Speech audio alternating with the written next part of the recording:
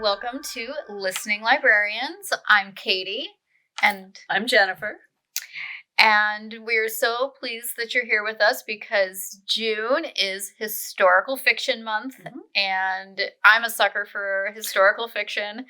So I'm really excited to hear about what you've been listening to / reading. Okay. Well, I'm going to carry over a little bit from May when we talked about middle grade books, because my first historical fiction novel is actually a middle grade book, and it's called Cuba in My Pocket by Adrianna Cuevas. Okay. It came out in 2021.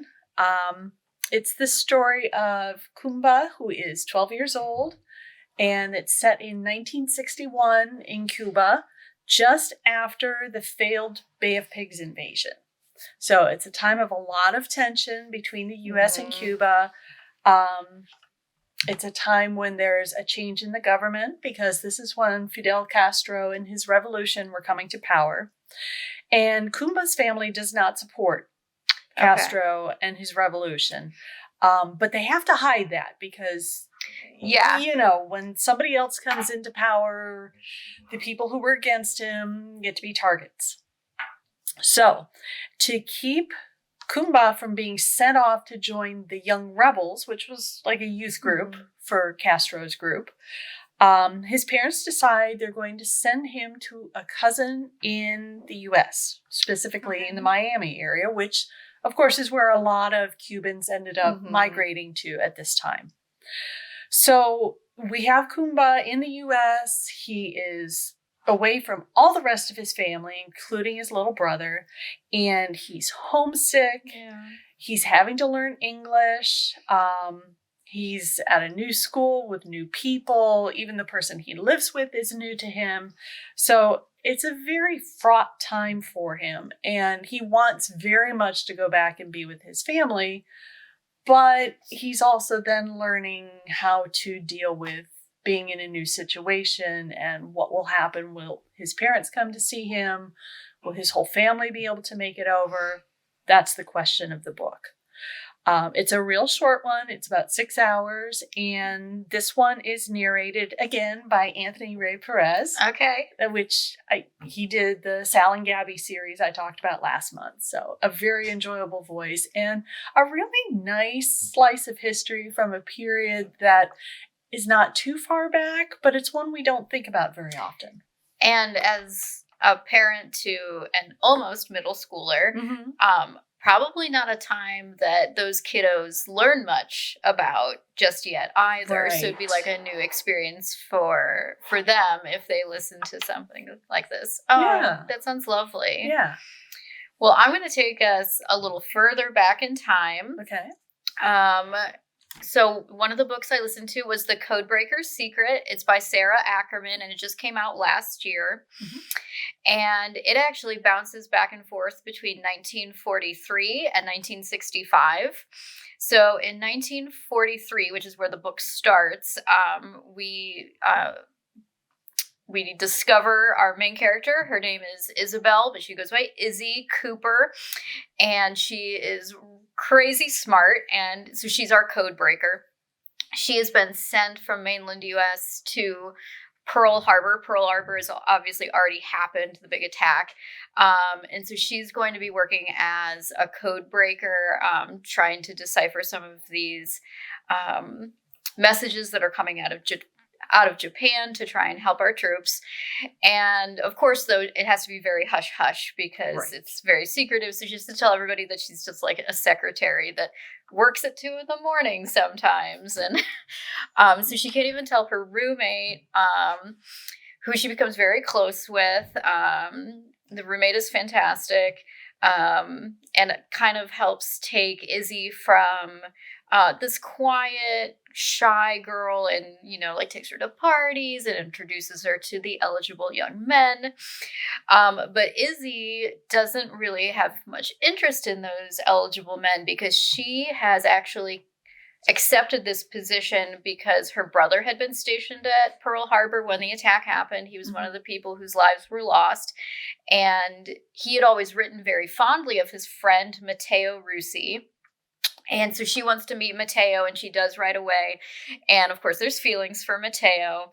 They go on lots of picnics, and they get close. And then, kind of all of a sudden, her roommate goes missing, and we never truly figure out what happens. So that's kind of what's happening in the 40s: the code breaking, the missing roommate. Now, we go back and forth kind of every couple chapters to 1965, where our main point of view is Luana. She goes by Lou Freitas. She has been hired as a journalist to cover this grand opening of this, fancy resort on the Hawaiian Islands. And she befriends another reporter, and his name is Matteo Russi. So when a guest of the hotel goes missing, there's some things start to line up. I'm not going to give anything away, but it was a great story. The characters are very believable. It's a good mystery, and just stunning imagery. It will very much make you want to go to Hawaii if you didn't already want to go to Hawaii. It is 9 hours, so not too long, and it is narrated by Jennifer Robideau. So I thought she did a good job. Okay. So, yeah. All right. Well, I'm going to see your couple of decades and take it back almost 200 years. Okay. So my second book is Island Queen by Vanessa Riley. This also came out in 2021. And this book is based on the true life story of Dorothy Kerwin Thomas, also known as Doll, who was born in the late 1700s and had a very long, fruitful life. She was born in slavery on Montserrat, so most of the book takes place in the Caribbean and on various islands. She bought her freedom for herself, and as she worked over the years, she was then able to purchase the freedom for her sister and her mother, too. But her father was an Irish planter there in the island. So, it starts off, you think you're going to get a history of slavery in the Caribbean, and there is some of that. But Doll had a really remarkable life in that she gradually not only freed herself, but became a really wealthy and powerful merchant. And she was not only running stores, she had a hotel. She had her own plantation where she raised sugar and handled that business. She moved from Montserrat to Dominica to Barbados to Demerara on the north coast of South America, and also spent time in England because there were multiple men in her life. She lived a long time. The men didn't always. And so she had multiple marriages. She had multiple children. One of the men she was involved with was a very attractive English sea captain who later became King William IV. Oh, my. Yeah. So she knew quite people. The life. She knew people. Yes. And it's just this incredible saga of this woman's life to see this strong woman who defied expectations and overcame oppression. And, granted, that isn't the story for every person in that situation in that time period. But what she did with her life is a story that it's just nowhere in the history books that we come across. And this historical novel, the research she must have done, because I did look it up on Wikipedia afterwards. I'm like, is this really what happened? And she got it. There's a lot of stuff out there, and this was just an incredible woman. It's a big book. Yeah, I've seen it. Yeah, it's 21 hours long, and it's narrated by the incredible Adjoa Ando. Okay. So just a wonderful listen if you're willing to put the time in. But it's definitely a story worth listening to. And I know Vanessa Riley is going to have another one of these big historical novels coming out this summer called Queen of Exiles. And I think, correct me if I'm wrong, but I think it's about a woman who at least at some point in her life was Queen of Haiti. Oh, okay. Neat. So I think that one's probably also going to be well worth the read or listen. Sounds like it. It's definitely an investment of time. Nice. Well, I'm going to take us back even further in time. All right. So I listened to Everyone Knows Your Mother is a Witch. It is by Rivka Galchen, if I'm saying, or Galchen. I don't know how to pronounce her last name. My apologies, Rivka. So this takes place in 1618 in the German Duchy of Wittenberg. And it is also based on a true story, and that surrounds our main character. Her name is Katharina Kepler, and she is probably most famously known for being the mother of Johannes Kepler, who was the imperial mathematician / astronomer at that time. And she is like a character I've probably never read before. She's maybe the sassiest, nosiest character, and based on a real person, of course.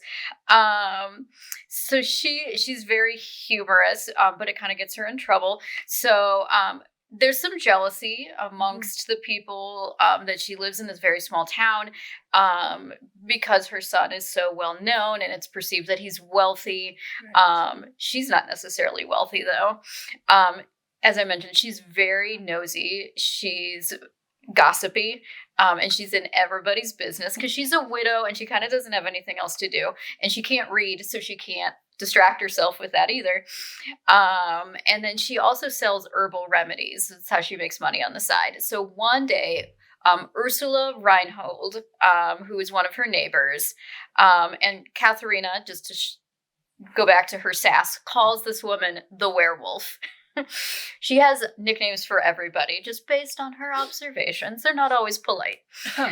So the werewolf accuses Katharina of witchcraft because Ursula had made her one of these herbal remedies, and it supposedly, according to Ursula, caused her to fall ill. And so did it actually cause her to fall ill, or was it just like, it's easy to accuse women of witchcraft at this time period? Oh, yeah. You know, so with the threat of financial ruin and potentially execution, Katharina then tells like her life story is what the most of the book is, to Simon, who's one of her other neighbors, and kind of the closest thing she has to a friend. He's kind of like at first an unwilling participant in her story because she goes, well, I don't know how to read or write, so you're going to write all this down and you're going to send this in my defense. And he's just kind of like, okay. So it's really interesting. It feels like you're listening to an oral history. And so it is narrated by Natasha Sudek. It's about 9 hours. As mentioned, Katharina Kepler was a real person. And so, you kind of know going in, maybe if you read about her, what might or might not happen. And it's an interesting look at what happens when a community kind of becomes hysterical, especially when we're bringing in superstition and, like the concept of witchcraft. So it was a real interesting listen. I can imagine. Yeah. Wow. Wow, wish we could go further back than that because there are so many interesting stories back there in the past we still have to uncover. Sure. But sounds like some really good reading. Yeah. All right, so for July, we are looking at falling in line with the Summer Reading Club program theme of All Together, and we're going to be looking at books on friendship. Yeah. So yeah, lots to choose from. Oh, yeah. Good friendships, maybe friendships that fall apart. We'll see. And so thank you for joining us. We'll hope to see you next month.